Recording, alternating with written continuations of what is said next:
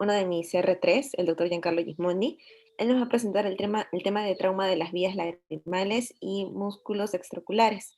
El doctor Giancarlo Gismondi, él es egresado de la Universidad Peruana de Ciencias Aplicadas y está realizando su especialidad en oftalmología por la Universidad Peruana Cayetano Heredia en el Hospital Arzobispo Loaiza. Doctor Gismondi, le doy la bienvenida y esperamos con ansia su presentación. Gracias. Muchas gracias, Mariel, por la presentación. Muy buenos días con todos. El día de hoy voy a hablar sobre trauma de las vías lagrimales, ¿no? Y músculos extraoculares. Esto es muy importante, ¿no? Se dice que un cirujano que va a participar en la reparación de las vías lagrimales tiene que conocer ampliamente la anatomía. Esto nosotros ya lo hemos visto, pero hay que saber cuánto mide cada porción de la vía lagrimal, ¿no? Y conocer. Sobre todo hay que acordarnos de que las vías lagrimales van a estar conformadas desde el inicio por los puntos lagrimales. Después el canalículo va a tener una primera porción que va a ser vertical de unos 2 milímetros. Luego esta se va a poner en posición horizontal, ¿no? Al margen palpebral, van a ser unos 8 milímetros. Estas va a haber una superior, una inferior, que van a confluir y van a formar el canalículo común. Ahora, no todas las personas van a tener el canalículo común, ¿no? Se dice que aproximadamente hay un 10% que no tiene un canalículo común. Quiere decir que el canalículo superior e inferior se van a unir directamente al saco lagrimal, ¿no? Después este canalículo común, que mide de unos 3 a unos 5 milímetros, se va a conectar con el saco lagrimal. Este saco lagrimal va a tener un grosor de unos 3 a 5 milímetros y un diámetro de aproximadamente 10 milímetros. Esto a su vez se va a conectar con el conducto nasolagrimal, que suele medir unos 12 milímetros, ¿no? Y al final va a desembocar en la cavidad nasal por el meato inferior. Otra cosa que también debemos tener en cuenta y conocer es, como vamos a hablar del trauma de vías lagrimales, es la zona del tendón cantal medial, ¿no? El tendón cantal medial se diferencia del cantal lateral porque vamos a ver de la presencia del saco lagrimal va a ser de que éste tenga dos brazos. Se dice que el brazo anterior va a ser un brazo fibroso, mientras que el posterior va a ser fibromuscular. Y estos se van a conectar con los músculos orbiculares, tanto preceptal como pretarsal, ¿no? Y ahorita vamos a ver qué repercusión tiene esta conformación, esta forma de estructurarse del tendón, ¿no? Que se relaciona con los mecanismos de trauma a este nivel. En la parte inferior podemos ver, bueno, la estructura ósea, la porción ósea del conducto nasolagrimal, ¿no? Es muy importante. Se dice que las traumas de vías lagrimales son el 5% del total de traumas serios, siendo el canalículo afectado en el 80% y el saco lagrimal y conducto lacrimonasal en el 20%. El trauma canalicular va a estar presente en un 16 a un 36% de los desgarros palpebrales, ¿no? Eso quiere decir que va a ser un trauma a nivel de la zona medial, ¿no? Y el canalículo inferior es el que se va a ver mayormente afectado. Se describen en general son dos mecanismos, el mecanismo por laceración y el mecanismo por tracción o abulsión. En el mecanismo por laceración van a haber dos, va a ser el mecanismo de laceración directa y el de laceración indirecta. El de laceración directa va a ser ocasionado por armas blancas, por mordeduras de perros, y todo objeto que pueda generar un desgarro de forma directa. La laceración indirecta puede ser por un golpe contuso en el rostro que genere una abertura, una laceración de la zona medial, ¿no? Ahora, el otro mecanismo que es por tracción o abulsión, el ejemplo más singular, se podría decir, es esto, ¿no? Un puñete a nivel del cigomático, ¿no? Y bueno, esto también se explica con la tercera ley de Newton de acción y reacción, ¿no? Hay que tener en cuenta que si cae un golpe acá, en el cigomático, el canto lateral va a estar expuesto a una fuerza, a un estrés, ¿no? Y por acción y reacción va a empujar las estructuras mediales hacia el lado lateral, ¿no? Y esto va a generar una avulsión, ¿no? O un trauma por efecto de tracción, ¿no? Este es el típico golpe, puñetazo, es uno de los mejores ejemplos que podremos hacer para describir este tipo de lesión, ¿no? Con respecto a la patogénesis, bueno, uno de los primeros estudios, ¿no? Esto lo hizo el doctor Wolk a inicios de los 90 y los hizo en 25 pacientes con traumatismo canalicular, ¿no? Y demostró que casi el 80% tenía un traumatismo difuso o por avulsión, ¿no? Mientras que solo el 16% presentaba por lesión directa del canalículo, ¿no? Ya en estudios más recientes y con poblaciones más grandes, ¿no? Por ejemplo, un estudio que se hizo con 236 pacientes encontró que aproximadamente el 55% de los pacientes con laceraciones canaliculares tenían lesiones penetrantes directas, ¿no? Esto es muy variable, ¿no? Ahora, eh, también hay otro estudio que, bueno, revisiones más extensas han encontrado laceraciones en las que se encontraron laceraciones canaliculares, señaló que, por ejemplo, de 281 casos, 202 tenían involucro del canalículo inferior de forma aislada, mientras que solo 44 pacientes, un 15,7, tenía involucro del canalículo superior de forma aislada y solo 12,4% tenía afectación del tanto canalículo superior y canalículo inferior, ¿no? Y o canalículo común. En pocas palabras, el canalículo que mayormente se ve más comprometido es el inferior. Luego viene el superior y pues después vienen los dos incluyendo el canalículo común, ¿no? Eh, Datos epidemiológicos han demostrado que la población más afectada son los niños y los adultos jóvenes, ¿no? Tienen más probabilidades de sufrir un traumatismo canalicular que los de edad media o tal vez avanzada, ¿no? Ancianos. Mayormente en poblaciones de adulto mayor son traumas por caídas, ¿no? Paciente adulto mayor que resbala y se golpea la zona del canto medio. Una serie de casos de 222 pacientes que se presentaron en el Wiley Hospital con laceraciones canaliculares demostró que el golpe de puño era la causa del 23,4% de las laceraciones canaliculares. No es una cifra alta, ¿no? Y se dice incluso que el trauma o la laceración ocasionada dentro del hogar o trauma doméstico es el que está a la cabeza. Después dice que vienen los ocasionados por accidentes de tránsito, ¿no?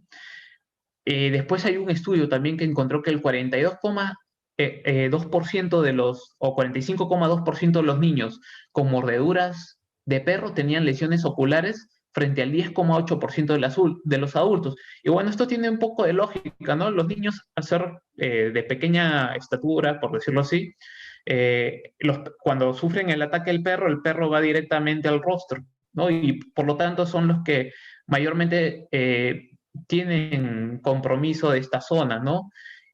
No con los adultos al ser más grandes, bueno, mayormente se comprometen las piernas, extremidades, ¿no? Entonces, eh, esto es para tomarlo, es un dato epidemiológico, ¿no? Incluso hay un estudio en Estados Unidos que habla de que los traumas de los canalículos era más frecuente en niños y incluso determinó que la raza que ocasionaba estas lesiones eran los de la raza Pitbull, ¿no? Que hay un estudio bien interesante, ¿no? Donde demuestra que estos eran los que mayormente generaban el trauma a este nivel.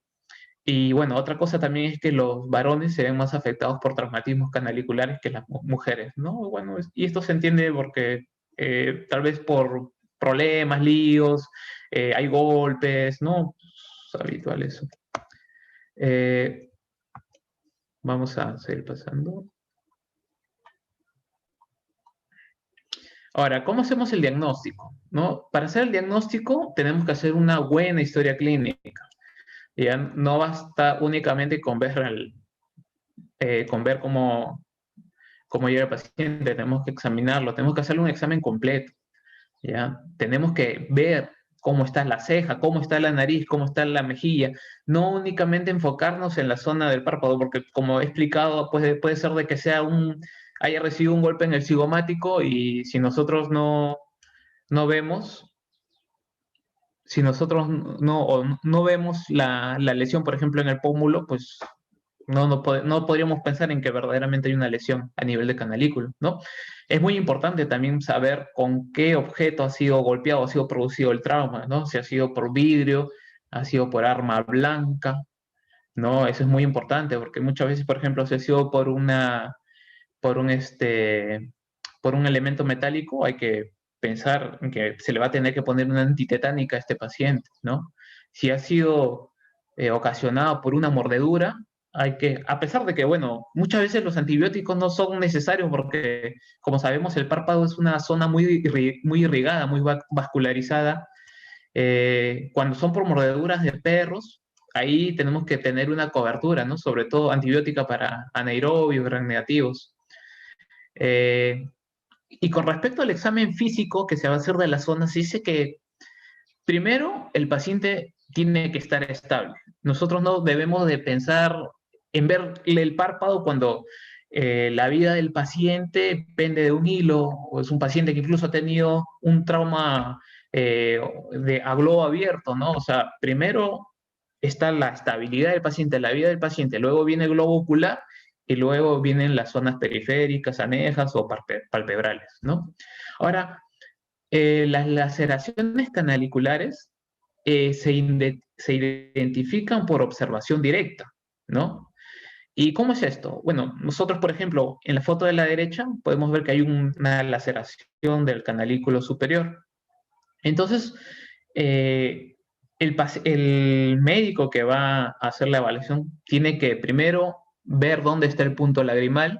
Una vez que ubica el punto lagrimal, tiene que ver o tiene que identificar cuál es la laceración que está próxima al punto lagrimal y cuál es la parte de la laceración que es distal al punto proximal, ¿no? Y una de las formas de ubicarlas es mediante el uso de una sonda de Bowman, ¿no? Esta se introduce por el punto lagrimal y se puede ubicar el trayecto de salida de esta porción, que es, se podría decir, la parte o la laceración proximal al punto lagrimal, ¿no? Ahora vamos a ver esto. Eh, la laceración va a tener dos extremos, ¿no? El extremo más proximal, que es la que está, o sea, proximal hacia el medio, hacia el canto, y la más distal, ¿no? Que está pegada al punto lagrimal. Muchas veces puede ser difícil de identificar, sobre todo la laceración más proximal, ¿ya? Entonces, hay muchos métodos que se usan para poderlo identificar. Uno de los métodos, y que es el más sencillo, o no más sencillo, sino que es el que se suele realizar de inicio, es el uso de la sonda lagrimal de Bowman, ¿no? Y como explicaba, esta se introducía por el punto lagrimal y salía por la parte cortada, ¿no? Y se dice que, bueno, muchas veces esta sonda de Bowman va a seguir un curso natural, ¿no? Del párpado. Entonces, una vez que nosotros lo introducimos, podría apuntar hacia dónde estaría la laceración proximal, ¿no? Otra forma que nos podría ayudar es el uso de lupas, ¿no? Lupas y microscopios quirúrgicos, o un microscopio quirúrgico, porque se dice que de esta forma es más fácil identificar esta zona circular blanquecina del canalículo lacerado, ¿no? Que muchas veces recibe el nombre del signo de anillo de calamar, ¿no? Como vemos acá en la foto inferior, podemos ver cómo hay un anillo blanquecino, ¿no? Esta sería la laceración proximal, ¿no? Y muchas veces esto se facilita con el uso de lupas o de un microscopio quirúrgico. Otra de las formas es mediante la inyección de solución salina. Muchas veces puede ser también impregnada con fluoresceína, ¿no? Y esta nosotros la vamos a colocar sobre el canalículo que no está lacerado. Por ejemplo, si es una laceración a nivel del canalículo inferior, nosotros vamos a colocar esta inyección con una pequeña canulita sobre el punto lagrimal superior y vamos a inyectar, ¿no? Y vamos a ver la porción proximal del canalículo lacerado que va a comenzar a salir la fluoresceína, ¿no? Porque como sabemos anatómicamente hay una comunicación, ¿no? Puede ser con solución salina impregnada con fluoresceína, puede ser también, a veces inyectan solo aire, ponen suero fisiológico a nivel de donde está la laceración y van a ver burbujitas, ese es otro de los métodos. Otro de los métodos que vi que se estaba aplicando era el uso de viscoelástico. Ellos inyectaban viscoelástico y como el viscoelástico hacía de que el anillo, este anillo de calamar que se ve en la laceración proximal se dilatara y era más fácil ubicarla, ¿no? Incluso después para hacer la reparación va a ser más fácil. Y bueno, también se habla sobre el uso de la fenilefrina tópica, ¿no? Y bueno, esto se entiende porque esta, cuando se coloca sobre este anillo que muchas veces está hemático, edematizado, lo que genera esta fenilefrina tópica es de que hay una constricción de los tejidos vasculares y musculares que rodean al canalículo, ¿no? Y expone este anillo de calamar. Este es un pequeño video donde podemos ver cómo se hace la ubicación de la laceración proximal con inyección de suero fisiológico. Entonces, acá estamos bien. Acá está en el punto lagrimal superior. La laceración está abajo, a nivel del canalículo inferior. Entonces vemos que tiene suero fisiológico, comienza a inyectarlo sobre el punto lagrimal superior y vamos a ver que va a comenzar a salir, ¿ya? Sobre la laceración a nivel proximal. Ya, bueno, acá no hay muy buena resolución, pero ahí vamos a ver que comienza a salir. Vamos a ver. Ya, esa es una de las formas. Con respecto al manejo, hay ciertas preguntas, ¿no? Y bueno, se podría decir incluso hasta controversias. Pero algunas pues ya no son tan controvertidas porque hay estudios que respaldan si es que lo que se está haciendo está verdaderamente bien o no. Eh, y una de estas preguntas es, ¿se requiere una intervención quirúrgica inmediata en casos de traumatismos canaliculares? Bueno, una revisión retrospectiva de pacientes sometidos a reparaciones monocanaliculares en el Moorfields High Hospital demostró que la cirugía tardía hasta de 72 horas no afectó negativamente los resultados. Y otro estudio incluso demostró una reparación exitosa hasta 5 días después de la lesión. Actualmente se recomienda de que la reparación sea dentro de las 48, 72 horas. Ahora, si viene un paciente que ha tenido un trauma con una laceración canalicular hace 2 semanas y viene a tu consulta, bueno, tú no lo vas a dejar porque vas a pensar que, bueno, pues lo voy a reparar y ya no va a haber, no, tienes que repararlo de todas formas. Lo ideal es hacerlo en los primeros días, ¿ya? El hecho de que este paciente te venga 2 semanas después no quiere decir que, no, ya no, porque ya pasó el, no, tienes que repararlo. Ahora, mientras más días pasen con relación al trauma agudo, va a haber cicatrización, va a ser más difícil, ¿ya? Porque se va a fibrosar la parte interna de la mucosa del canalículo. Va a ser más difícil, pero no es imposible de que tú puedas hacer el manejo de esta vía lacerada. Otra de las preguntas, ¿no? Y se podría decir controversia, que muchas veces hay es si la laceración monocanalicular puede conducir o no a una estenosis y epífora eventuales si no se repara, ¿no? ¿Y esto por qué? Bueno, en el Reino Unido se hizo una encuesta, ¿no? A oftalmólogos, donde el 40% dijo que repararía siempre una lesión monocanalicular. Esto quiere decir que el 60% no iba a reparar porque aparentemente tenía el otro canalículo que estaba funcionante, ¿no? Incluso se dieron cuenta que casi el 70-80% no repararía una lesión monocanalicular si fuera el canalículo superior, ya que hay esa errónea supuesto de que una mayor función tiene el canalículo inferior que el canalículo superior, pero esto pues ya se ha descartado. Tanto el canalículo inferior como superior tienen la misma función, cumplen por igual su función de drenar las lágrimas, ¿no? Incluso hay un modelo experimental, ¿no?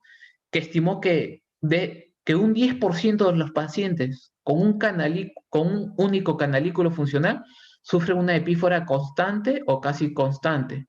Y un 40% puede tener una epífora sintomática con irritación ocular.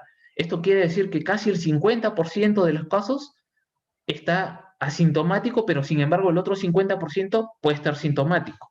Entonces, pues viendo estos estudios, actualmente se dice que se tiene que reparar, así sea una lesión canalicular única. Si tienes lacerado el canalículo inferior, repáralo. No te puedes exponer a que este paciente desarrolle sintomatología porque va a tener un canalículo que se va a obstruir, se va a fibrosar, ¿no? Tenemos que repararlo sí o sí. Con respecto al abordaje quirúrgico, los instrumentos y las técnicas quirúrgicas que se utilizan pueden elegirse en función de cada caso, ¿no? De modo que se adapten al paciente de forma individual. Hay tres técnicas de intubación, ¿no? Por ejemplo, acá en la imagen podemos ver en el A, que es, tal vez es una de las técnicas más usadas para evitar de que el canalículo se termine fibrosando, ¿no? Y que se realicen los traumas de laceración canalicular, que es el uso del stent tipo Crawford, ¿no? Este stent va a ser bicanalicular, ¿no? Y va a salir por la cavidad nasal.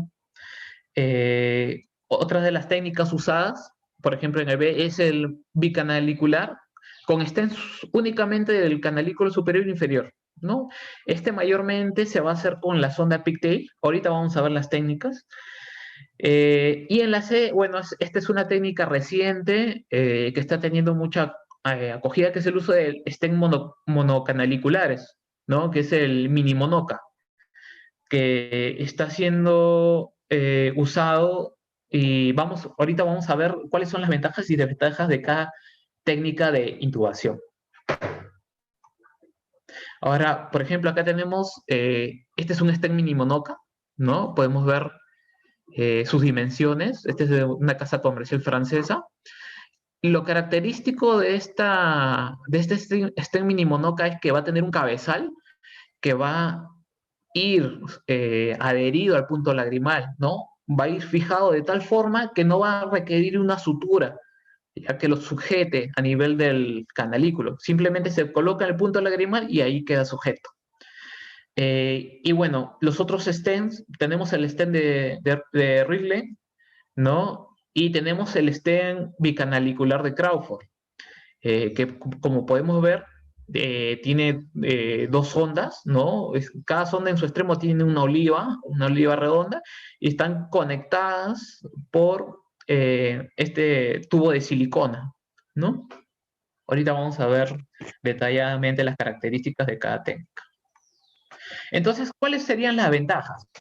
Eh, la, la ventaja de usar una intubación bicanalicular y del conducto nasolagrimal usando el stent Crawford, la ventaja es que es una técnica extendida, ¿ya? Porque la suelen usar para obstrucciones de las vías lagrimales, y el uso se podría decir, sencillo. Ahora, una de las desventajas es que para hacer esta intubación es difícil hacerlo con anestesia local. Estos pacientes se tienen que hacer con anestesia general.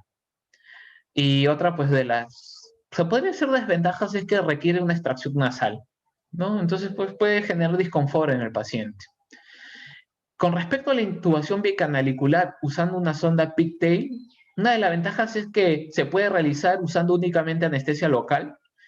Eh, la rotación de la sonda de pigtail a través del canalículo intacto nos va a ayudar porque nos va a mostrar el extremo proximal cortado del canalículo. Ahorita lo vamos a ver en un video. Entonces, eso es lo bueno de usar la sonda pigtail, ¿no? Que nos va a demostrar dónde está el corte proximal, ¿no? Una de las desventajas es que solo funciona si existe un verdadero canalículo común. ¿Ya? Acordémonos de que hemos visto que anteriormente se dice que el 90-92% de población tiene canalículo común, pero hay un 8% que no lo tiene. Solo tienen canalículo superior y canalículo inferior unidos al saco lagrimal de forma directa. Entonces, si nosotros hacemos este sondaje usando la pigtail, eh, vamos a entrar por el canalículo que está indemne para tratar de abordar el canalículo lacerado. Entonces, si no encontramos esta comunicación, vamos a crear una vía falsa, vamos a terminar dañando el canalículo que está bien. ¿Ya? Esa es una de las contras, desventajas que se podría decir que existen. Ahora, vamos a ver el video y parece que fuera una técnica fácil, sencilla, porque vemos que ingresa simplemente hace una rotación de la muñeca y pues uno lo ve y dice qué fácil, ¿no? ¿Por qué no usan esto y dejan de usar el stent de Crawford? Pero en verdad requiere mucha habilidad de parte del cirujano, ¿ya? Y es una técnica muy cuidadosa porque puede generar desgarros sobre el canalículo que está sano. Y bueno, una de las desventajas obvias es el riesgo del desgarro de la mucosa del canalículo sano. Vamos a ver incluso que hay distintas ondas pigtail, ¿no? Hay unas que son recomendadas para este tipo de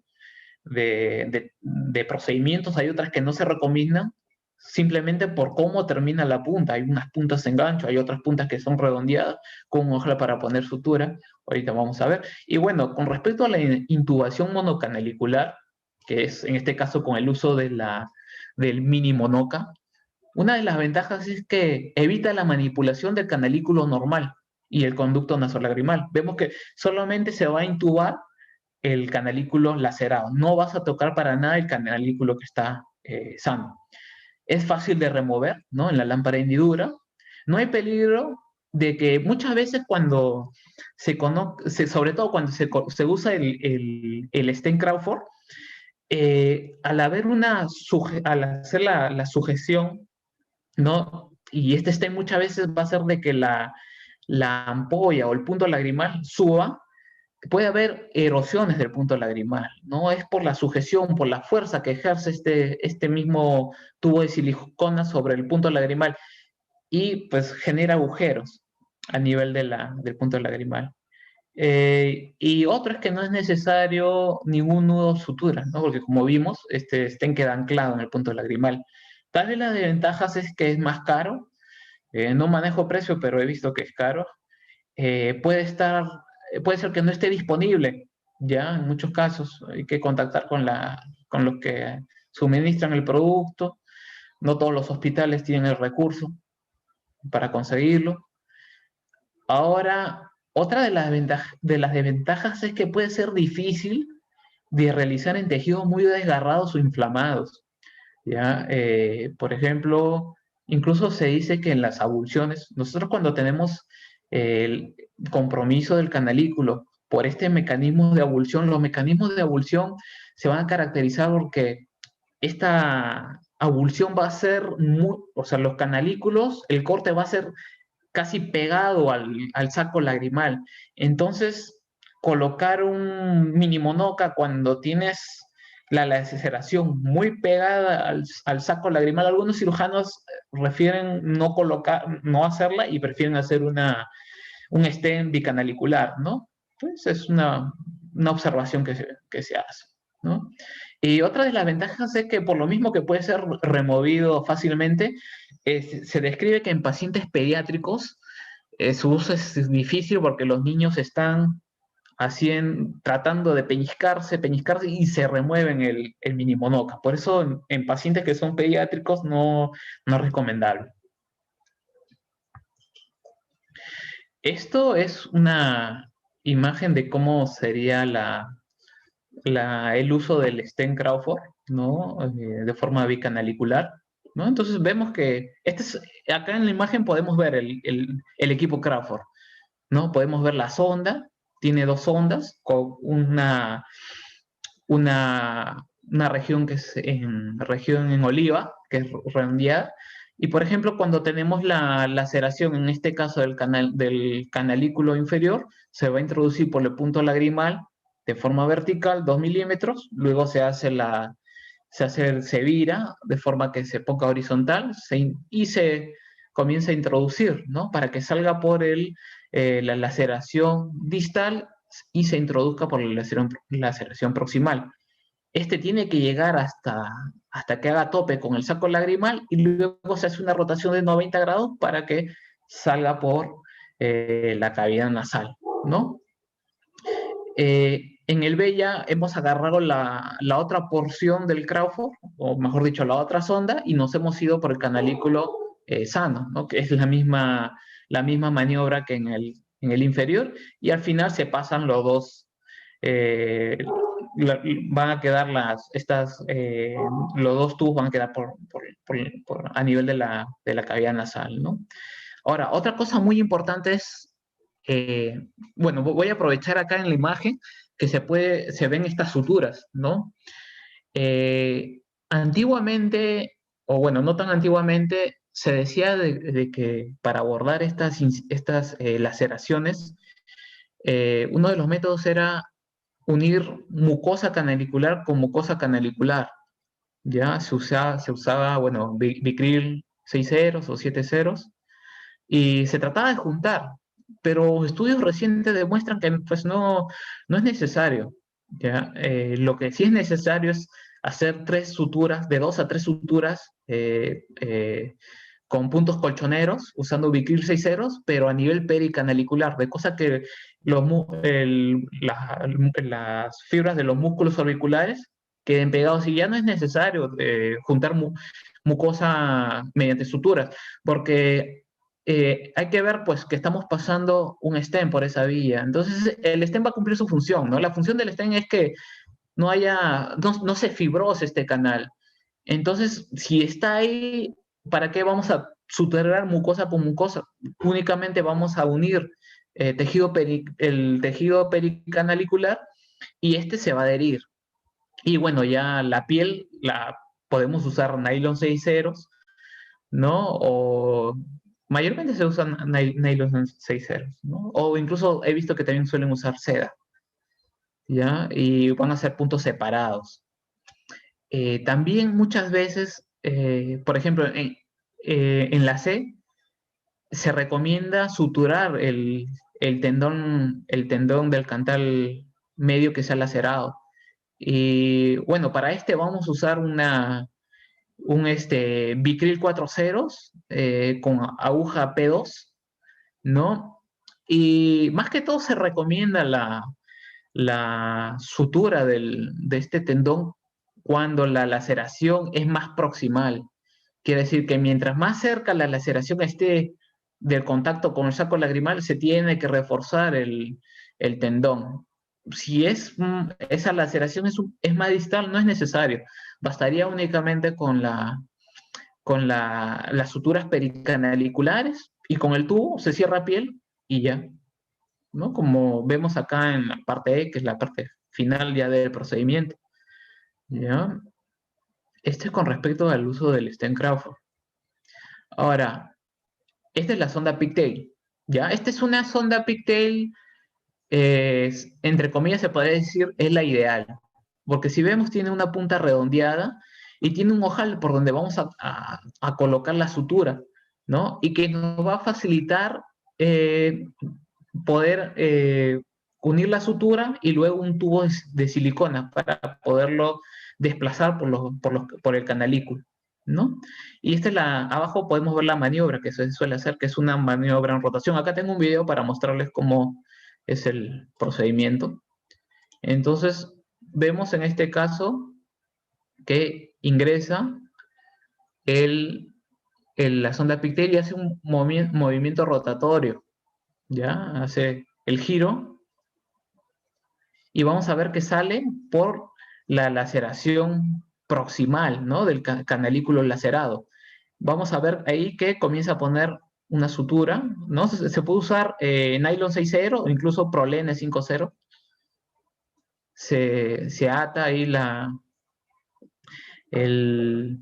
sutura. Vamos a ir avanzándolo porque falta lo de músculos estroculares. Y una vez que ha insertado, bueno, esta es una de las maneras, ¿ya? Se comienza a introducir este tubo de silicona. Este tubo de silicona puede ser del set Crawford. ¿Ya? Lo que se suele hacer es, se corta, si es un adulto, se va a cortar 25 milímetros del tubo de silicona del Crawford, y si es un niño, se corta 20 milímetros. Entonces vemos acá que se está introduciendo el tubo a través de la sutura, y vamos viendo cómo va a jalar la sonda epitelial, y va a salir el extremo de la sutura ya con el tubo, ¿no? Con este tubo de silicona. Y ahora va a entrar por el punto lagrimal, va a salir por la laceración distal, y ahora va a amarrar este cabo suelto, ¿no? De la sutura. Y ahora lo que tiene que hacer simplemente es jalar, y ahí vemos que ya sale el otro extremo del tubo de silicona. Ahora lo que hace es hacer de 2 a 3 nudos, ¿no? Bueno, acá antes de hacer el nudo está haciendo la reparación del tejido, ¿no? Las suturas pericanaliculares. Acá, bueno, también lo está explicando. Con Vicryl 6 ceros, después va a suturar la piel, que puede ser con nylon 6 ceros, algunos usan seda. Una vez que ya está cerrado la parte piel, se comienza a colocar los 2 a 3 nudos, ¿no? A nivel de los extremos del tubo de silicona que se han juntado, y luego se introduce. El nudo tiene que introducirse de forma que solo quede el tubo de silicona por fuera. ¿Ya? Y este es mediante el uso de sonda pigtail, ¿no? Que parece sencilla, pero en verdad pues dicen que el cirujano tiene que tener buena habilidad quirúrgica. Vamos a ver. Y bueno, este es el uso del mini monoca, ¿no? Acá podemos ver que hay una laceración, ¿no? La laceración canalicular inferior. Entonces lo que hace acá es, primero, vemos que introduce una sonda Bowman para hallar el punto, está buscando el punto lagrimal, ¿no? Y bueno, para dilatarlo. Ahí está, ahí ya encontró, entra por el punto lagrimal y sale por la laceración distal. Ahí vemos, ese es el mini monoca. El mini monoca, entonces, bueno, acá vemos que está haciendo una dilatación del punto lagrimal para que pueda ingresar el mini monoca, y introduce el tubo.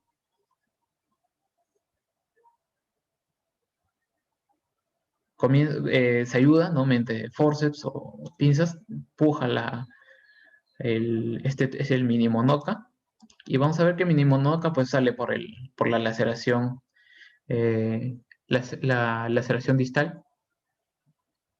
Vemos que ahí está la porción de la cabeza o el collarete que se inserta ahí en el punto lagrimal de forma que queda sujeta, ¿no? Ahí ya lo he introducido. Vemos que queda ahí todavía un extremo largo, y ahí se puede ver incluso el anillo de calamar, ¿no? O el signo del anillo de calamar. Ahí introduce la porción distal del mini monoca por la laceración proximal. Una vez que ya está introducida, lo único que pasa a hacer es Ya. hacer las suturas Con la familia, pericanaliculares. pues. Se escucha una interferencia ahí. Ya, doctor Lido, por favor. Bueno,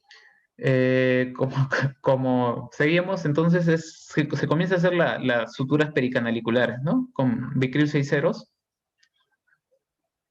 Se usan puntos colchoneros, ¿ya? Para reforzar esa parte. Y luego pues, se pasa a cerrar piel, ¿no? Que puede ser con nylon o puede ser con seda. Vamos a avanzar esto porque no vamos a quedar cortos, sino. Bueno, y acá ya hace el cierre, ¿no? Y hemos visto que no ha sido necesario fijar el tubo con suturas, ¿no? Simplemente hacemos la anastomosis de los tejidos y bueno, ahí eso se deja, ¿no?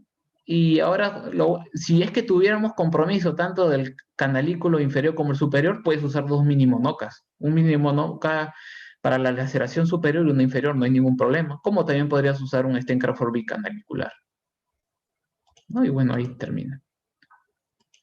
Luego de este procedimiento, no se olviden de que ahí tiene que ir una pomada, ¿no? Puede ir eritromicina, en tópico en crema, ¿no? O bacitracina. Vamos a pasar esto. Seguimiento quirúrgico, bueno, el seguimiento debe ser hasta que se observe la curación completa. Retirar las suturas de seda en el borde palpebral se dice de 10 a 14 días. El paciente puede usar un protector ocular cuando duerme, ¿no? Que eviten, y sobre todo hay que decirle al paciente que evite frotarse los párpados por unas 2 semanas, ¿ya? Y bueno, el stent monocanalicular como bicanalicular, ¿cuándo se debe retirar? Esto es muy variable. He encontrado literatura que dice que se debería retirar a los 3 meses. Hay otros que dicen que no, se debería retirar a los 4 meses. Deberían dejarlo hasta los 6 meses. Eso es variable, pero hay que dejar. O sea, lo ideal sería de 3 meses en adelante. ¿Ya? ¿Qué complicaciones podrían haber? Bueno, una extrusión prematura del material de endoprótesis, ¿no? Que comience a salirse, que se salgan las suturas o que se rompan las suturas que unen a este tubo, ¿no? Y pueda salirse. Otra es, como explicamos, los agujeros en la endoprótesis a nivel del punto lagrimal. Otra es la aparición de un granuloma piógeno o el sangrado que puede haber, sobre todo cuando estos tubos de silicona van a salir por la cavidad nasal. Puede ser también por la mala cicatrización, una reparación inadecuada, ¿no? Que puede resultar en una exposición de la córnea, una muesca en el párpado.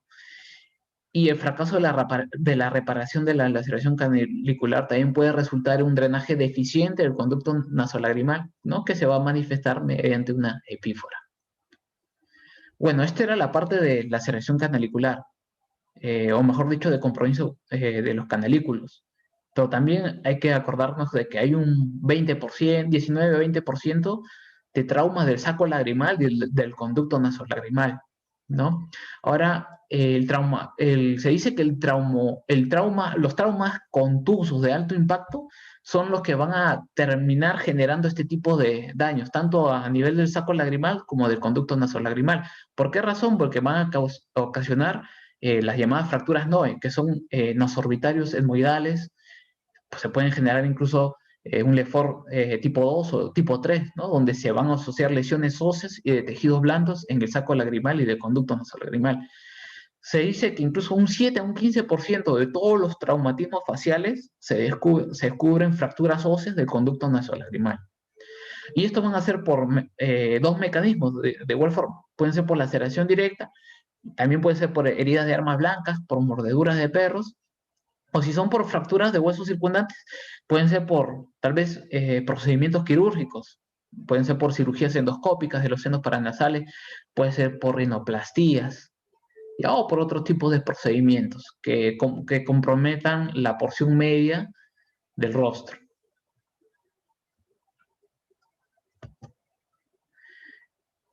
Bueno, en sí, ¿cuál sería el pronóstico? El éxito funcional, en estos casos se consideraría la falta de epífora, ¿no? Posoperatoria y la capacidad de poder irrigar con éxito el sistema lagrimal.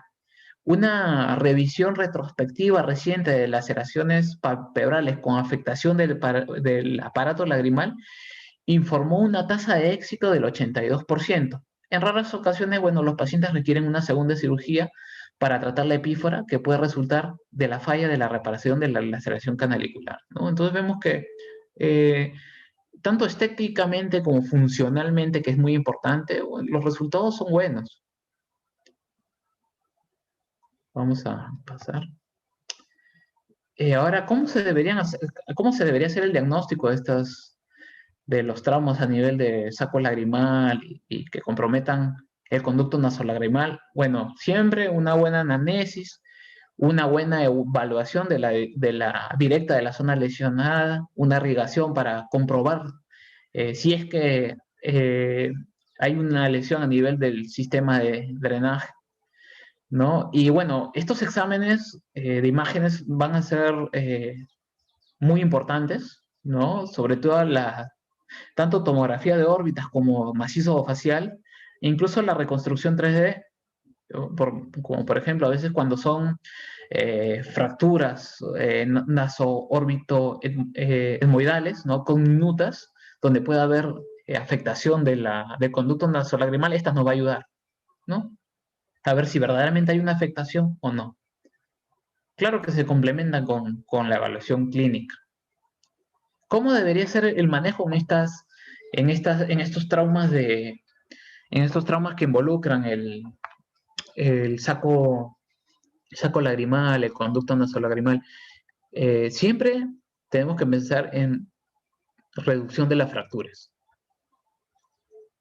Después tenemos que pasar a hacer la reparación de los tejidos blandos y del saco lagrimal y del conducto nasolagrimal. Esto puede ser, acá más que todo tenemos que evitar de que se forme una cicatrización. ¿Ya? Y una de las formas de evitar este proceso de cicatrización, que es generación de fibrosis y obstrucción, es mediante la colocación de un tubo de silicona. ¿Ya? Y en caso de que persista una epífora, que nos quiere decir de que se ha generado una obstrucción, que puede ser por inflamación o puede ser porque se han fibrosado estas estructuras, pues lo último que se podría pensar en hacer es una dacriocistorrinostomía. Ahora, el tubo de Jones. ¿Cuándo vamos a emplear el tubo de Jones? El tubo de Jones se va a usar cuando hay una incapacidad de reparación por compromiso extenso de estos tejidos, ¿no? Muchas veces hay traumas donde se ve comprometido el conducto nasal, el canalículo común, el saco lagrimal, y pues es difícil repararlo. Están estos tubos de Jones, ¿no? Hay de distintas medidas, son unos tubos rectos, ¿no? Son de material Pirex, y bueno, actualmente estos tubos tienen hay nuevas configuraciones, eh, por ejemplo, el doctor Monbers, que ha hecho se puede decir, tubo de Jones modificado, ¿no? Que tiene una forma para dar, se podría decir, confort, y se podría decir para que sea más viable este tubo, ¿no? Este es un pequeño video, lo vamos a correr rápido, ya, ¿no? Donde vemos que acá el abordaje va a ser por la carúncula, ya hace una resección de la carúncula con tijeras. En este caso va a introducir un ABOCAT número 14, ¿no? Y va a salir por la porción del hueso lagrimal, casi a la altura del cornete medio, ¿ya? Incluso muchas veces, para evitar de que este tubo de Jones choque al cornete medio o choque con la porción media de la nariz, del tabique, se hace una turbinectomía, una resección del cornete medio. Aunque actualmente ya no, he visto que en los procedimientos quirúrgicos que pude ver es que ya no se está haciendo. La cosa es que se pasa este tubo de Jones y al final debería salir por la cavidad nasal, ¿ya? Vamos a pasar rápido, ¿ya? Porque si no, no. Y bueno, se hace las suturas correspondientes, ¿no? Y lo que hace este tubo de Jones es comunicar la parte de la superficie ocular con la cavidad nasal, ¿no? Para evitar la epífora. Vemos ahí que ya... Bueno, esto también es con ayuda endoscópica, ¿no? En nuestro caso, pues necesitaríamos ayuda del otorrino, ¿no? Y la parte superior que nosotros la podemos abordar. Vamos a pasarlo rápido, ¿no? Y bueno, en estos casos de traumas que comprometan tanto los canalículos como el saco lagrimal, o el conducto nasolagrimal, pues van a venir pacientes así que, bueno, uno que no, tal vez no está familiarizado con esta su especialidad de oculoplástica lo ve y se asusta, ¿no? Pero verdaderamente un cirujano que conoce bien su anatomía, que sabe las diversas formas de abordar a su paciente, pues puede llegar a esto, ¿no? Y eh, puede darle calidad de vida a su paciente, tanto desde el aspecto funcional de la vía lagrimal como se podría decir incluso estético, ¿no? Entonces, en verdad es esta rama de verdad es muy impresionante. Vamos a pasar ahora, bueno, ¿cuáles son las ventajas del tubo de Jones? ¿No? El tubo de Jones va a permitir el drenaje de la lágrima desde el menisco lagrimal, como hemos explicado, hasta la fosa nasal, aunque los canalicos lacrimales y sacos lacrimales estén ausentes. Y bueno, las desventajas del tubo de Jones es que, bueno, se obstruye frecuentemente. Ya hay una fácil movilidad de la prótesis que facilita su desplazamiento y extrusión. Y también es muy frecuente las infecciones de los tejidos blandos circundantes. Hay un estudio de Rosen que hizo en 121 pacientes, de los cuales el 20% perdieron el tubo y la tasa de complicaciones incluso alcanzó casi el 50%. Y también hay bueno, el grupo de Lynn revisaron a 49 pacientes con implantación de tubo Jones y encontraron que casi el 35% manifestó una incomodidad e insatisfacción, ¿no? Justamente por las desventajas de estas, ¿no? De que se andaban obstruyendo, muchas veces había movilidad de la prótesis y estas muchas veces se infectaban. Ahora vamos a hablar sobre el trauma de los músculos extraoculares. Vamos a ir más rápido. Bueno, el traumatismo ocular y orbitario con frecuencia puede implicar un daño neurológico. Puede ser tanto a nivel del sistema nervioso central, puede ser tal vez a nivel de las ramas, ¿no? De los nervios, tanto nervios de la nervio oculomotor, nervio abducens, nervio troquear, o puede ser por daño sobre el mismo músculo, ya con un compromiso propiamente muscular. La tasa de afectación de los músculos extraoculares, entre todas las lesiones graves, se dice que es un 3%, ¿no? Y como generalidades, vamos a ver que la población afectada es pacientes de 20, 30 años, viéndose afectados con más frecuencia varones. Los lugares de la lesión van a ser en casa y los objetivos, y bueno, los objetos causantes van a ser contundentes, van a ser golpes. En segunda línea van a estar los objetos cortantes. Y hay que recordar que el 90% de estos accidentes son prevenibles, podrían ser prevenibles. Bueno, esto ya no me voy a detener por áreas de tiempo, pero siempre para abordar los músculos extraoculares hay que acordarnos de nuestra anatomía, hay que saber cuál es el origen, cuál es la inserción, cuál es la inervación y cuál es la función, ¿no? Acordarnos de la espiral de Tilox, ¿no? Sobre todo si vamos a hacer reinserciones, ¿no? O reparar un recto que ha sido desgarrado. Tenemos que acordarnos de esto. Ahora, con respecto a los traumas de músculos extrínsecos, se dice que hay 3 tipos de mecanismos. Puede ser por afectación muscular en fracturas de la pared orbitaria, o sea, que es un atrapamiento, en pocas palabras. Puede ser por contusión muscular o puede ser por desinserción o laceración traumática de los músculos extraoculares, ¿no? Por ejemplo, en este paciente, es un paciente víctima de bullying, refieren que, por ejemplo, el paciente que se sentaba detrás de él le introdujo 2 dedos hacia la zona medial, ¿no? Y lo que terminó produciendo fue desgarro de los músculos rectos medios y fractura de la pared media, ¿no? Es un caso que se suelen ver, ¿no? Y bueno, vemos y no el globo ocular está indemne, sin embargo, pues ha habido desgarro de los rectos medios y ha habido compromiso de la pared media del lado derecho.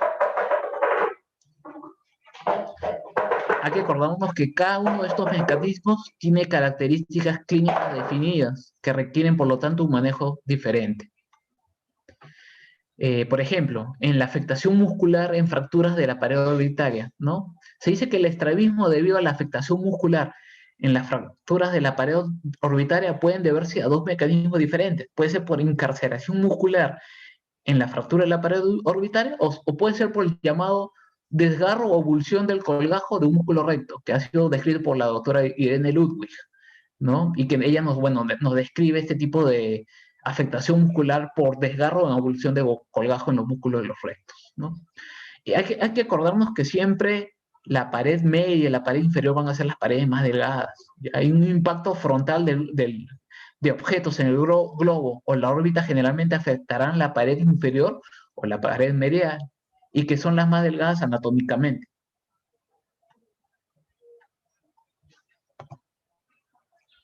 Los músculos más comúnmente afectados van a ser el recto inferior, el oblicuo inferior, el recto medial y el oblicuo superior, ¿no?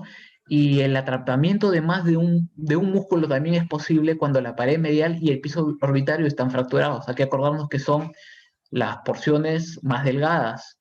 Entonces, si hay este compromiso, se puede afectar la elevación y la abducción de los pacientes, ¿no? Como en este caso que es así un trauma contuso, ¿no? Y donde el paciente va a tener problemas tanto a la elevación del ojo izquierdo como a la abducción del mismo, ¿no? Y en este caso hay que acordarnos que mayormente estos tipos de lesiones musculares donde hay atrapamientos van a ser estrabismo restrictivo o una test de deducción forzada positiva, ¿no? Y a pesar de que este músculo va a estar atrapado ya en la fractura de la pared, el músculo sigue manteniendo su fuerza contráctil. Entonces se dice que va a haber un test de gradiente de fuerza positivo mantenido. El otro mecanismo es el de contusión muscular, ¿no? Y este se produce por el impacto de un objeto en la superficie del músculo sin perforar ninguna estructura en el ojo o sus tejidos circundantes, ¿no? Entonces, en este caso va a haber un golpe a nivel del recto inferior o recto medial, eh, ¿no? Y va a haber un hematoma a nivel del vientre del músculo, que va a terminar limitando la función muscular. Mayormente las contusiones musculares van a ser a nivel del recto interno y del recto medio. ¿Y esto por qué razón? Porque acordémonos de que existe el reflejo de Bell, ¿no? Y hay un reflejo de Bell que es una reacción propia cuando alguien está...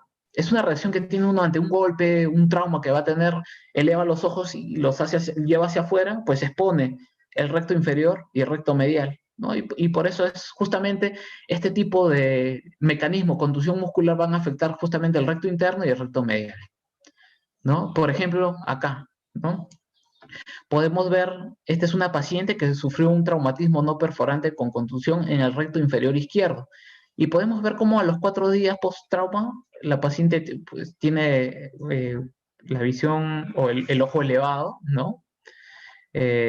Izquierdo, y con el pasar de los días, la posición primaria de la mirada retorna, ¿no? Esto es porque pues, el recto inferior está edematizado, hay un hematoma, ya incluso que genera restricción de movimientos, pero con el pasar del tiempo, pues hay una autorresolución, se puede decir.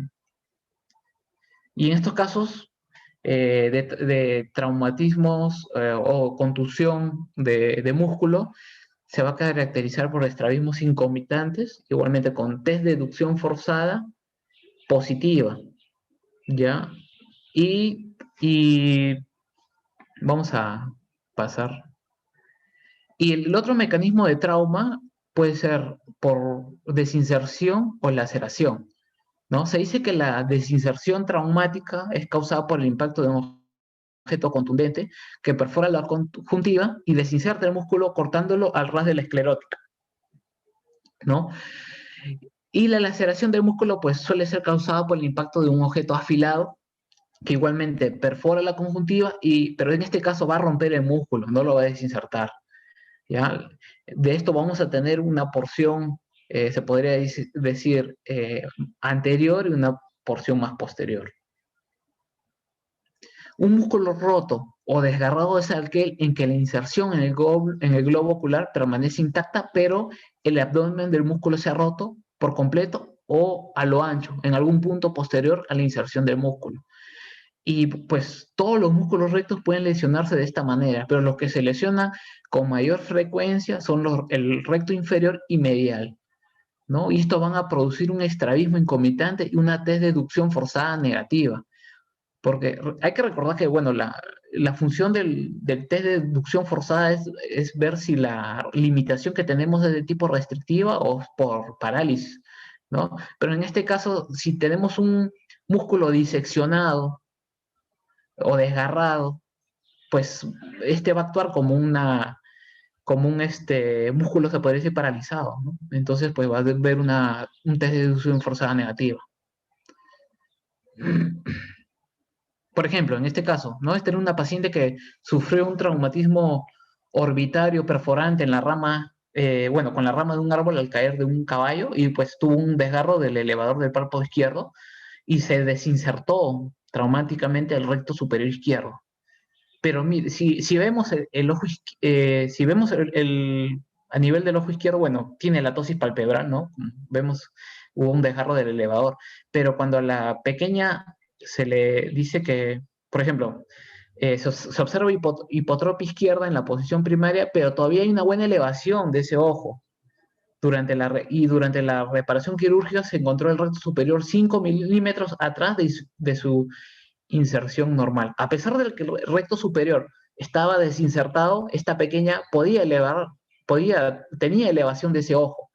Pues, pues esto demuestra que un ojo que es desinsertado de su esclera sigue manteniendo su capacidad contráctil, muy diferente a un ojo que es lacerado. Este ojo que es lacerado, cortado en dos, deja, o en todo caso pierde su capacidad contráctil, ¿no? Entonces acá nos demuestra cómo en un desgarro, una desinserción, pues todavía hay cierta capacidad del músculo.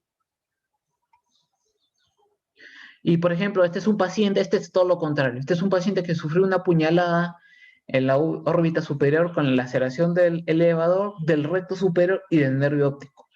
Y pues en este caso, pues ya hay una limitación de todos los movimientos, ¿no? Sobre todo porque se ha formado una fibrosis, músculo que se disecciona y genera un extremo, un muñón anterior y un muñón posterior, va a ser fibrosis.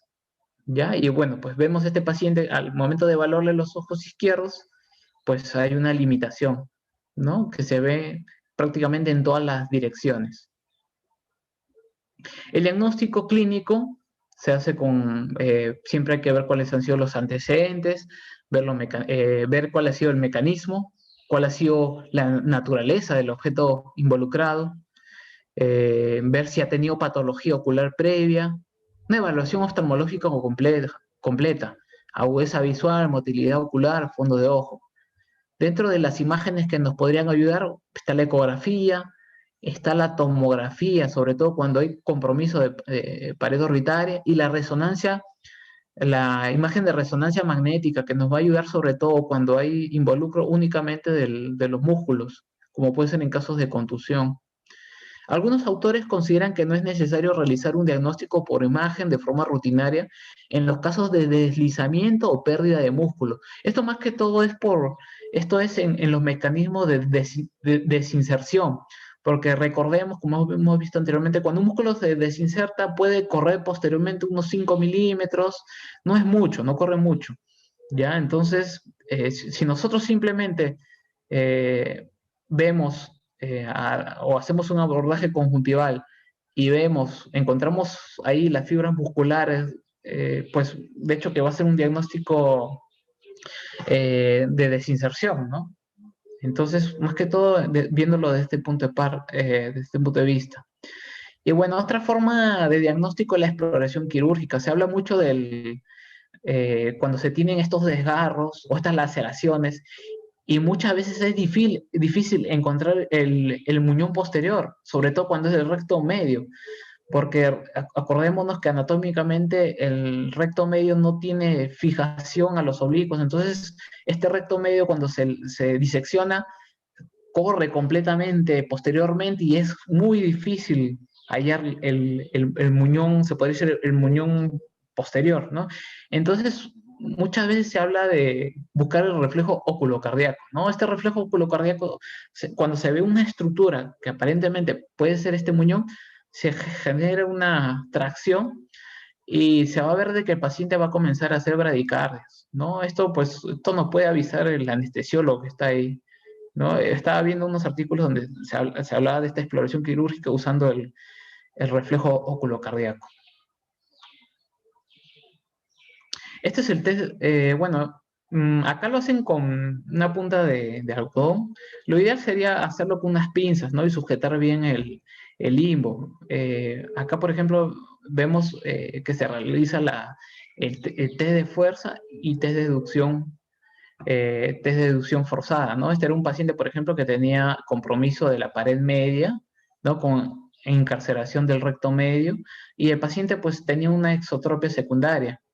Entonces, bueno, vemos que en una primera instancia, el paciente, vamos a ver acá, ¿no? Se le dice al paciente que lleve que mueve el ojo hacia el recto medio y vemos que hay dificultad, ¿no? ¿Por qué? Porque hay un atrapamiento del músculo, ¿no? Es un test de deducción forzada positiva. Y en este caso, en esta parte ya quiere medir el grado o la gradiente de fuerza del músculo recto medio que está comprometido. En este caso, él pone el algodón en la parte externa del limbo y le dice que mire hacia adentro, ¿no? Donde va a encontrar de que todavía hay cierta fuerza, ¿no? Esto mayormente se hace con unas pinzas. Este se podría decir que es un algoritmo que encontré sobre cómo se establecería un diagnóstico en estos pacientes que tienen compromiso de músculos extraculares y me pareció muy práctico y bueno, acá les traigo.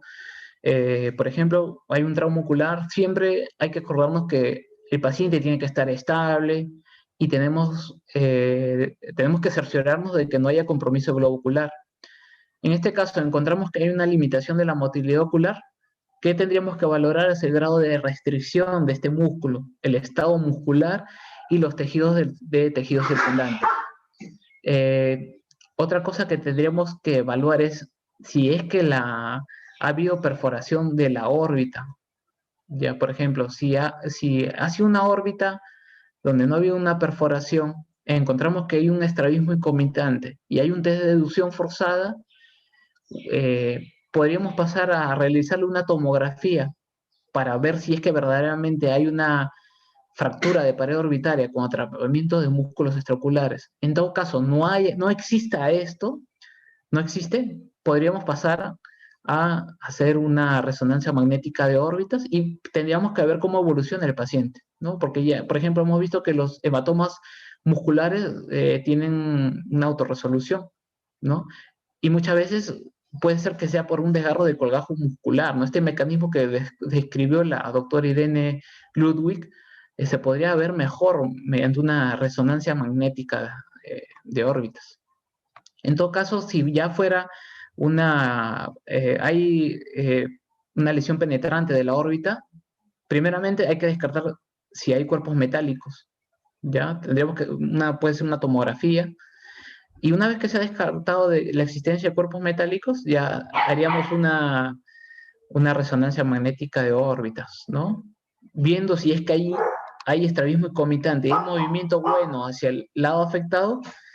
Si hay un buen movimiento, puede tratarse de una desinserción muscular, pero si no lo hay, pues en este caso ya sería una laceración muscular, ¿no? Es un algoritmo por el cual nosotros podríamos llegar a detectar estos distintos mecanismos que causan el trauma de los músculos extraoculares, ¿no? Con respecto al manejo, una vez que se establece el diagnóstico, se debe tomar las medidas adecuadas de manera oportuna para obtener los mejores resultados postoperatorios. En caso de contusión muscular, observación y agentes antiinflamatorios. Este es el caso de la paciente que hemos visto anteriormente y cómo al mes mejora completamente. En el caso de los desgarros de colgajo, en el caso de una fractura de piso, lo que se busca es disecar el colgajo. En estos casos, en los que hay un colgajo, no un desgarro en colgajo, se dice que, por ejemplo, en este caso se afecta el recto inferior, va a haber un colgajo que se va a adherir a la fractura del piso orbitario y va a haber otra que se va a mantener a nivel del globo ocular. Esto se fibrosa con el tiempo y va a generar una restricción. Pero en este caso, una solución quirúrgica sería disecar el colgajo que está adherido al piso orbitario, se diseca y una vez que se ha disecado se une a la porción que está adherida al globo ocular, ¿no? Y simplemente ahí se hace una unión con suturas no absorbibles y eso se tapa con un injerto de tenón libre, ¿no?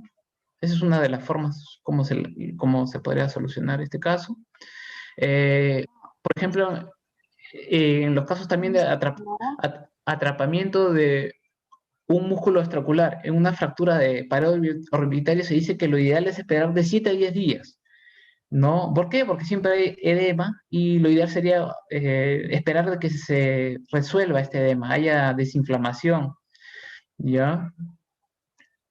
Salvo en ciertas condiciones. Hay, por ejemplo, puede ser de que el paciente comience a presentar síntomas vasovagales, tiene náuseas, tiene vómitos, tiene síncope, tiene bradicardia. Ahí tenemos que ingresar al paciente, se podría decir, de forma urgente, porque pues ahí está, hay una atracción sobre los músculos y bueno, ya hemos visto que por el reflejo oculocardíaco se puede generar esto, ¿no? Vamos a pasar más rápido, ya estamos terminando. Con respecto a la desinserción del músculo, el músculo debe localizarse y volverse a unir, ¿no? A la inserción original sin más demora. Y si el músculo parece débil, se puede agregar una pequeña resección, ¿no? Bueno, estos son los tipos de suturas que se utilizan en el músculo que ha tenido una desinserción, ¿no? Mayormente he visto que en los libros usan Vicryl 6 ceros, pero se dice que cuando es compromiso del recto inferior y bueno, hay compromiso o hay posibilidades de fibrosis, ¿no? Porque está a nivel del piso de órbita, se prefiere suturas no absorbibles como el Mercilene 5.0. En la laceración del músculo, ¿no? Que son probablemente las más difíciles de resolver, estas pueden ser parcialmente laceradas o completamente rotas en todo el ancho, ¿no? Y se sospechará músculos parcialmente lacerados en los casos en que la resonancia magnética demuestre continuidad de la trayectoria del músculo y el paciente tenga algún movimiento ocular hacia el lado afectado. En estos casos, la técnica quirúrgica es por recuperación y reinserción del músculo, ¿no? Como hemos visto anteriormente. Y, por ejemplo, en una laceración parcial, en estos casos se repara fácilmente uniendo ambos extremos, ¿no? Y el resultado funcional suele ser bueno, pero cuando es una laceración completa, debe intentarse recuperar ambos extremos del músculo, ¿no? Y puede ser un abordaje conjuntival o puede ser un abordaje por orbitotomía anterior. Eso va a depender de a qué nivel esté la laceración. Cuando es una laceración, se puede decir bien anterior, cerca a la inserción del músculo, puede ser un abordaje conjuntival, pero cuando son posteriores, o como en el caso de las laceraciones de los rectos medios, muchas veces ahí el abordaje idóneo es una orbitotomía anterior o vía orbitotomía. En los casos en que no se puede encontrar el muñón proximal o hay una pérdida significativa de fibra muscular, se puede realizar otros procedimientos para mejorar la posición del ojo, sea transposición de ojos de otros músculos extraoculares o procedimientos de anclaje, ¿no? Y se desconoce en sí el tiempo límite durante el cual un músculo puede recuperarse con buen funcionamiento. Por ejemplo, Wright había sugerido que el procedimiento debería realizarse tan pronto como 7 a 10 días después del evento traumático. ¿Y esto por qué? ¿Por qué 7 a 10 días? Porque él dice que a nivel de estos 7 a 10 días ya ha habido una disminución del edema, de la inflamación de los músculos, y es un día donde todavía no ha comenzado a generarse una cicatrización o fibrosis de los mismos, ¿no? Bueno, actualmente he visto que también para la reparación de los músculos, sobre todo en población pediátrica, se está haciendo el uso de toxina botulínica. ¿Y esto por qué? Porque muchas veces cuando hay un desgarro de uno de los músculos extraoculares, en este caso, por ejemplo, se desgarra el recto medio, el recto lateral va a comenzar a hacer una especie de... se contrae, ¿ya? Se contrae, porque es el músculo que está actuando de forma aislada. Entonces, lo que hacen, he visto, es que inyectan toxina botulínica al músculo antagonista para evitar de que éste se contraiga y se relaje, ¿no? Y de esta forma, pues, puede ser más llevadera la cirugía de reinserción de la zona afectada. Bueno, eso era lo que les había traído, era largo en verdad. Eh, Tenía para más tiempo, pero bueno, sí. Cualquier pregunta me dicen y si puedo responderles, les respondo, si no voy a necesitar ayuda de los doctores. Giancarlo, muchas gracias. En realidad ha sido un tema muy Listo. extenso, pero lo has hecho de una manera muy didáctica, de verdad, Sí, totalmente. es bastante, en verdad, pero bueno, es Doctora bien Rocío, interesante. ¿algún comentario que tenga, por favor? Hola, Giancarlo. Sí, Bueno, si nos hemos excedido de tiempo así, era una sí, revisión. doctora. Bueno, vamos a mencionar solamente acá que sí, pues la evaluación de este tipo de lesiones tiene que ser definitivamente hecha por el oftalmólogo, ¿no? Nosotros estamos en la capacidad de diagnosticar una laceración canalicular y de repente hasta resolverlo. Dado que no tenemos mucho tiempo, no podemos esperar más de una semana para repararlo, para tener los mejores resultados. Entonces, siempre cuando tenemos ese tipo de lesiones, el primer reparo anatómico para resolverlo va a ser el canarículo, punto lagrimal y el canarículo con su trayecto, y luego de eso recién vamos a reparar lo demás, ¿no? Hemos visto laceraciones o trauma palpebral, si tenemos daño a nivel canalicular, y lo vamos a hacer usando una sonda de Bowman para inspeccionar su integridad, que esté lesionado o no. Tenemos que tener siempre, el oftalmólogo tiene que tener una sonda de Bowman en consultorio, esté donde esté, ¿no? Si no lo tiene el centro, pues habrá que comprarlos nosotros para poder inspeccionar, y con eso reparamos lo demás. Ese es el primer reparo anatómico. Y bueno, la técnica, si es que lo podemos realizar, a veces nos animamos, hemos visto, hemos tenido la oportunidad de participar en una reparación de ese tipo, podemos animarnos a realizarlo, ¿no? Muchas veces. Bien, eso sobre todo está bien, lo que es trauma a nivel muscular, no siempre es fácil encontrar el Sí, músculo. sí, Cuando se ha lacerado se pierde, el músculo sí. se contrae y se va hacia atrás y a veces no lo encontramos, ¿no? Ahí es Ujú. complicado. Y el tiempo, los tiempos para esperar, si a veces para inspeccionar los músculos quirúrgicamente hay que esperar un poquito más que desinflame las estructuras, Ujú. ya nos has dicho 5 o 7 días dependiendo. En cambio en el trauma de canalículo, los mejores resultados son hasta las 72 horas. A veces Mm. esperamos las primeras 24 horas que desinflame un poco para recién abordar en las 48 72 horas, ¿no? Pero todavía hasta la semana o 5 días mejor todavía podemos repararlo. Está bien las técnicas escritas, hemos visto en videos, en esquemas, podemos utilizar cualquiera de esas técnicas dependiendo de lo que tengamos a la mano y de la habilidad del cirujano también.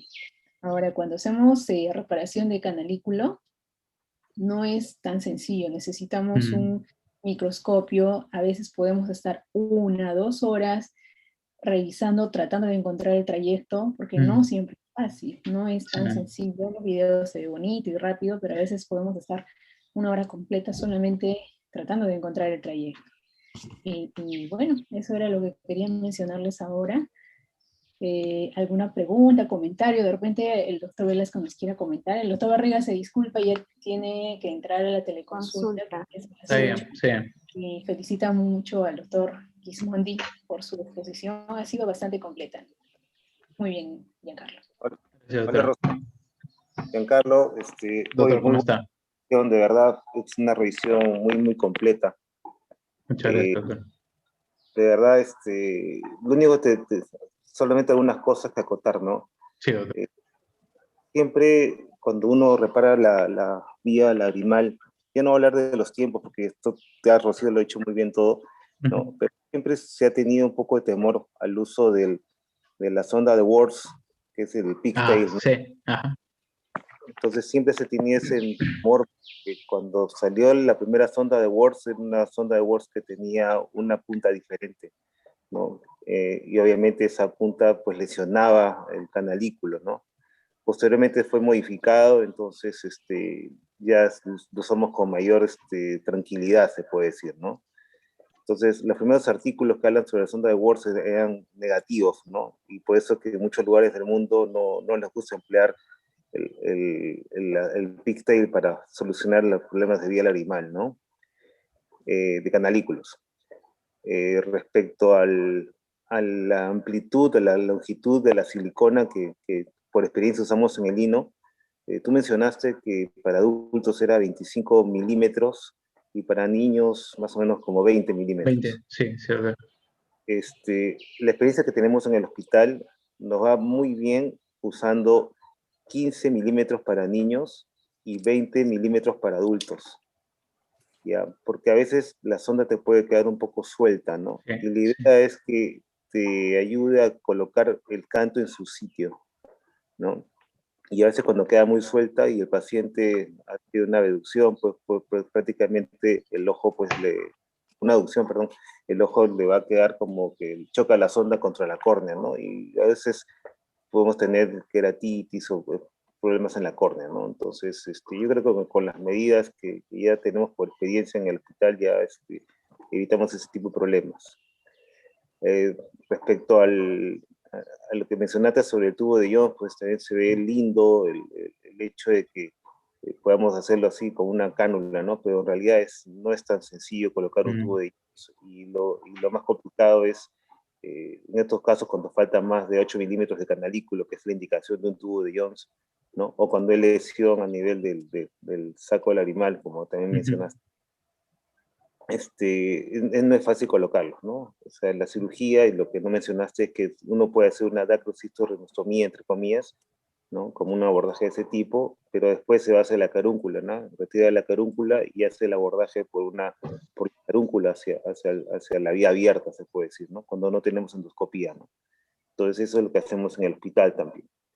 Ya, otro comentario más es sobre los mini monocas, ¿no? El mini monoca, en tu gráfico que tú pusiste comparativamente entre las diferentes técnicas, ¿no? El gráfico como que uno se queda con la idea de que el mini monoca llega únicamente pequeño, sí.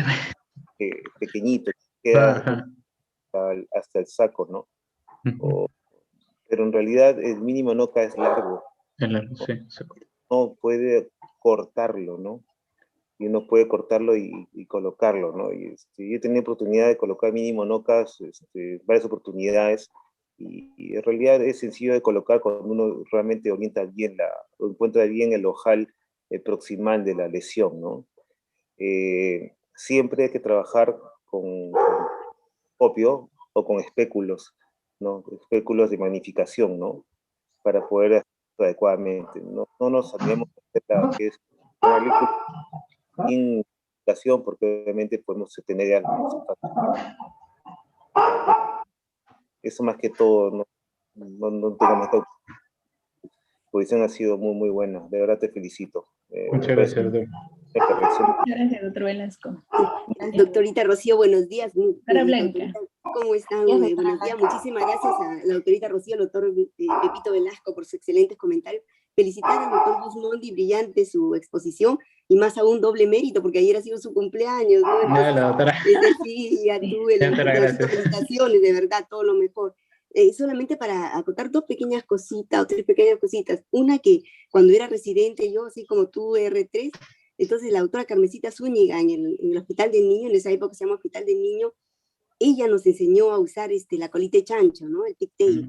Y excelente, ella tenía muy buena técnica para eso, y allí en el Hospital del Niño, pues las laceraciones por mordedura de perro, eran pero continuas, ¿no? Y luego, o sea, en ese mismo año, en el 87, quien nos donó las primeras sondas de Crawford para nuestros pacientitos pediátricos fue el doctor Lu, y él mismo nos enseñó cómo colocar la sonda y todo, y nos dejó de donación unas más para seguir colocando la sonda de Crawford, porque en esa época no había, pues acá en Perú, ¿no? Entonces es importante, ¿no? Recordar eso y que aprender las diferentes técnicas, pero como bien dice el doctor Pepito Velasco, tener a la mano todo, ¿no? Si tienes la colita de chancho, enhorabuena. Si no hay medios económicos para una sonda de Crawford, ya tienes eso, ¿no? Y lo otro sería en relación a lo de los músculos extraoculares, de la laceración o pérdida o el hematoma. Es bien, bien importante todo lo que tú has mencionado, y podríamos adicionar que a veces es necesario también electromiografía. Es sumamente importante. Otra cosa importante es en cuanto a las aducciones forzadas. Muy bien también, Giancarlito, que has mencionado que lo ideal sería hacerlo con las pinzas, ¿no es cierto? Sí, Y sí. siempre acordándonos de una anestesia adecuada previa. Y otra cosa importante, que siempre tú vas a girar en sentido contrario al músculo, ¿no? O sea, no del mismo músculo vas a tirar, sino al otro músculo. Y otra cosa importante, cuando tú lo haces en adultos, o al menos nosotros lo hacíamos así, podías utilizar como anestésico, en esa época se mandaba a preparar especial la cocaína al 4%, ¿no? Aparte de la proparacaína y eso, y cuando son personas muy susceptibles, cocaína al 4%, con eso utilizábamos, ¿no? Pero se supone con una receta previa, no ahí mismo en el hospital. Y una cosa más sería que cuando tú ya hay pacientes que vienen, por ejemplo, de fuera, 3 meses, 4 meses después de haber ocurrido estos traumas, entonces va a haber lo que se llama secundaricios. Entonces tú ya no vas a saber exactamente cuál músculo es el que está alterado o no, ¿no? Porque hay un secundarismo, hay otro músculo que está actuando y está produciendo un extraísmo que no es el que tú estás pensando que músculo es el que ha sido lacerado o perdido. Entonces, para eso es importante el estudio completo, como tú bien has mencionado, y no olvidarnos también de la electromiografía. Y en ese caso, ya como desde el punto de vista de estragología, actuar como si fuera un caso primario. Ya tú encuentras una hipertrofia, ya, entonces, ¿cuál va a ser mi conducta? Lo siguiente. Y no solamente ese caso, que en el caso que sea adulto, no solamente la aducción forzada con anestésico tópico, sino también en el momento operatorio, previo a la operación, volver a hacer tu aducción forzada. Bueno, y tener cuidado, ¿verdad? También con los cuerpos extraños metálicos, ¿no? Si que vas a utilizar tomografía o resonancia, y a veces hay cuerpos extraños mixtos, vegetales y también metálicos, ¿no? Y eso no lo vas a ver de repente con las imágenes, ¿no? Cuando es vegetal. Nuevamente, Giancarlito, muchísimas gracias, brillante, brillante tu participación, y muchísimas gracias al doctor Pepito Velasco, a Rosellito y a todos ustedes. Mil gracias. Gracias, doctora Blanquita. Gracias, doctora. Gracias, doctora Rocío. Gracias, doctor Gracias, Velasco, por sus Marecita, aportes. gracias. Siempre son muy interesantes escucharlos.